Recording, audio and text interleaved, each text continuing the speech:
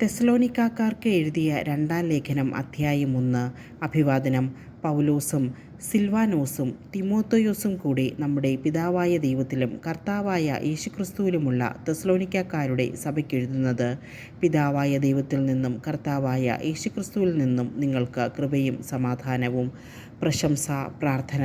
നിങ്ങളുടെ വിശ്വാസം സമൃദ്ധമായി വളരുകയും നിങ്ങളേവരുടെയും പരസ്പര സ്നേഹം വർദ്ധിച്ചു വരികയും ചെയ്യുന്നതിനാൽ സഹോദരരെ, നിങ്ങൾക്ക് വേണ്ടി എപ്പോഴും ദൈവത്തിന് ഉചിതമാവിധം നന്ദി പറയാൻ ഞങ്ങൾ കടപ്പെട്ടിരിക്കുന്നു.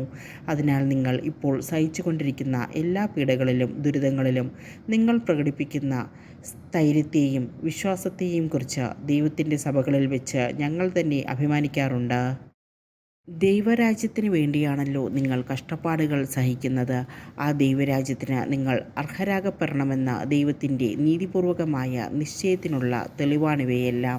കർത്താവായ യേശു തൻ്റെ ശക്തരായ ദൂതന്മാരോട് കൂടെ അഗ്നിജ്വാലകളുടെ മധ്യേ സ്വർഗത്തിൽ നിന്ന് പ്രത്യക്ഷപ്പെടുമ്പോൾ നിങ്ങളെ പീഡിപ്പിക്കുന്നവരോട് പ്രതികാരം ചെയ്യുക എന്നതും യാതനകൾക്കിരയായ നിങ്ങൾക്ക് ഞങ്ങളോടൊപ്പം സമാശ്വാസം നൽകുക എന്നതും ദൈവത്തിൻ്റെ നീതിയാണ്.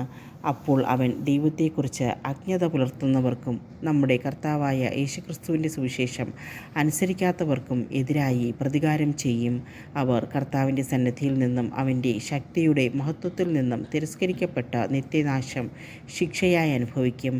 കർത്താവ് തൻ്റെ വിശുദ്ധരിൽ മഹത്വപ്പെടുന്നതിനും ഞങ്ങൾ നിങ്ങൾക്ക് നൽകിയ സാക്ഷ്യം മുഖേന വിശ്വാസികളായവരിലൂടെ കീർത്തിക്കപ്പെടുന്നതിനുമായി ആ ദിവസം അവൻ വരുമ്പോൾ ഇത് സംഭവിക്കും. നമ്മുടെ ദൈവം നിങ്ങളെ തൻ്റെ വിളിക്ക് യോഗ്യരായി പരിഗണിക്കുന്നതിനും നിങ്ങളുടെ എല്ലാ സദുദ്ദേശങ്ങളും വിശ്വാസത്തിൻ്റെ പ്രവൃത്തികളും തൻ്റെ ശക്തിയാൽ പൂർത്തിയാക്കുന്നതിനുമായി ഞങ്ങൾ സദാ പ്രാർത്ഥിക്കുന്നു.